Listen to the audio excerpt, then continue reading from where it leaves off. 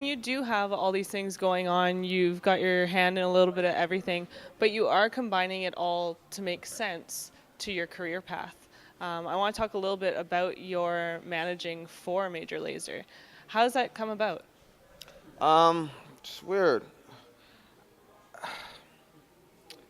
I mean, that was a natural fit for me. If anything was a natural fit for my background in reggae music, like, I've been going to Jamaica since 1990, whatever, I was a kid, I've been going there. I've been listening to reggae music my whole life and been into dance music, electronic music, and gadgets. So nothing's new.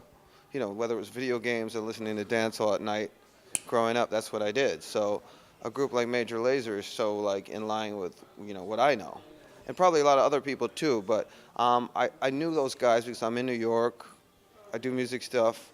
I met Diplo early on before they were as big as they are right now. So they're still accessible, but back then, yeah, we were just hanging out, and I just kept in touch. They remembered me, and one day things were really going bad for me in my career, and everything I was doing was not working around 2010, 2011. Very frustrating time, struggling a lot, and I said, let me learn Photoshop because I see what's going on with technology and social media. It's all coming into photo sharing.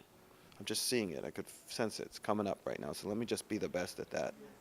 And you are. Taught myself. So then I was like, wow, I can do it. And I was like seeing graphics all over the place. And I said, how do you do that? I can do that. And learning it and doing it, and then combining that with music and the video stuff. So I started to get more skills, and then they noticed that. I mean, they didn't hire me because they liked me. They did like me anyway, but it wasn't because I'm their friend. It was because, hey, this guy's good. So they brought me into their whole crew. They were like, I'm an official member of the group behind the scenes. And it was really exciting because after that, everything started to like turn over and new opportunities. And it really helped to be part of them. And just my self-esteem took off again and, started to date girls because I was depressed. I was depressed for like 2 years. So it was kind of like great because I was like, I'm back on track. My life is great. And it's it's not without its challenges. It kind of after that romantic period was over, and I'm like, hey, I'm doing cool stuff with Major Lazer, and I was like, okay, now this is hard work.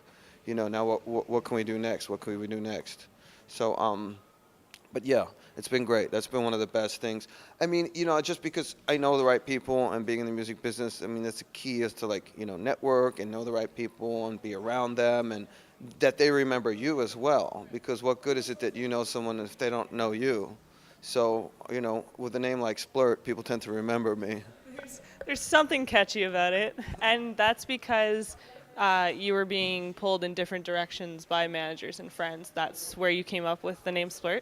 Yeah, well, I had a really rough time in the music business. I mean, my whole career was like it's like a movie. Like I'd love to tell a story one day, in like a movie format because it was just been crazy. I've been through everything from my songs ripped off to being told not to do this and people telling me to give up and for years. And I didn't listen. And look where I am now. It's really funny how many people told me to give up, and here I am. But anyway, so they came up with even that name. People laughed at. Like how could you come up with a name like that? Don't you run it by anybody? And I was like, no, I love it. Basically, yeah, these guys were telling me to like, to market my music right, I need to call myself this and call myself that. And the record labels were like, yeah, we want pop music or we want this, we want that. And I just found myself being pulled in all these directions. And I said to myself, why can't I just do what I want? I mean, isn't that what life's about? I mean, forget about money and being successful. What about just being happy and expressing yourself and being fulfilled with like whatever you're doing, not thinking about all that because I was chasing all that and I wasn't happy. So I was like, okay, let me just do a project just for me, for nothing else. But hey, this is me, and that name just came to me, which is like was a great, total blessing because I mean, just I woke up, I said, okay, I'm Splurt now. That's my new alter ego. And here you are, and people know who you are. You're now in Vancouver on tour. Tell us a little bit about what's going on at Fortune Sound Club. Yeah, well, I'm thrilled to be traveling again. I mean, I do travel a bit, but it's always nice to go to a new place that I haven't been recently. I did go to college in the Pacific Northwest, so I've been up here before, but it's been a long time. And basically, what's going on tonight is they invited me to play, and tickets sold really well because power of the internet again. And You don't bring like a full DJ set with you, do you? Do you just have what you've made that you use on street corners, let's say? No, no, no. I'm not bringing that. I did bring a full setup with me.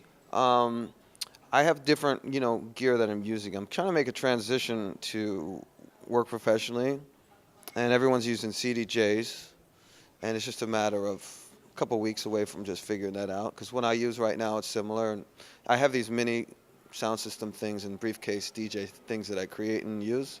But I'm not taking those out to gigs that often. Sometimes for fun or whatever, just to try something new. But I'm using like a normal, typical DJ setup and doing a DJ set. Do you ever find that that takes away from who you are and what you do on a daily basis? No, because it's like here, it's a great way for people and my fans to see me and interact, and it's a party, and it's a party atmosphere, and that's what DJing's all about nowadays. It's not about me playing my music or anything else. It's about, hosting a party kind of, and you got to play what people want to hear, and I really like it. I love mixing. I love playing loud music. I have like great songs I curate, and I spend time making set lists. I don't have a lot of experience DJing. I mean, I've done it so long over time, but I don't have, I'm not touring every night of the week, so not like my other friends who are just going around the world all the time, all the time, all the time. It's something I want to do now. So, like, we're going to DJ tonight, and I'm definitely going to perform a little of my song at the end. It's usually how I do it. I play the tracks, and then at the end of the night, I'll play Swiggity Swooty, and, that's it. And that'll be my last song, and then I'm out. And then everyone goes home with that song playing in their head for the next 3 days. Their girlfriends, because Or that too. your girls. So I just say, everybody. I want to do a little prank once where I'm just going to be like, okay, all the girls, I don't care if you have a boyfriend, whatever, just come to the stage right now, and just grab them and run. You should. I'm sure it would go over fine. Yeah, just like make it serious. Like people will stand there, all the guys, and like, did he just actually do that? Where is he going? Yeah, I think we should pull a little prank like that. But yeah. I think you could. Now, I believe some of your fans would probably send me some hate mail if I didn't ask you about your cat. Oh yeah. My beautiful Maine Coon. I miss him. He doesn't come traveling with you? No, he's as cool as it would be to take him out for walks and to go traveling with him. As much as I'd love to show him off, it's not good for him. He doesn't like it, so no, I leave him at home. I got him a leash, but as soon as I put the leash on, cats are very independent, and they do, especially Castradamus. He's like, as soon as I put the leash on, he'll just lay down flat. I try to walk him, he doesn't want to go. Now, if I didn't want him to go somewhere, he's going to go there. Like if I have a brand new suit and I put it on my bed, he's going to like in a second lay on it and look at me like this, So I wish I could bring him. That would be the coolest thing in the world if I could bring him out to DJ gigs and stuff, and he can hang out with me up there. That's like, but it's really not good for the animal. So I'm not planning on that. But he is a show cat, and he's beautiful. I'd love to find a way to get him out once in a while and show him off. Maybe get him in your videos and just project him behind you. Yeah, well, that's the great thing about Instagram. People can, follow him on social media, and I can, do more recording. And I have some professional camera people coming over to record him soon as well. And so he's great. He's like getting smarter and smarter and bigger, and it's the coolest pet I've ever owned. And that's what I love. I mean, you've risen to Instagram stardom and all that other good stuff, and you've taken him with you, but you still got his health and heart in mind, and that's why he's at home, but you'll be home to him soon.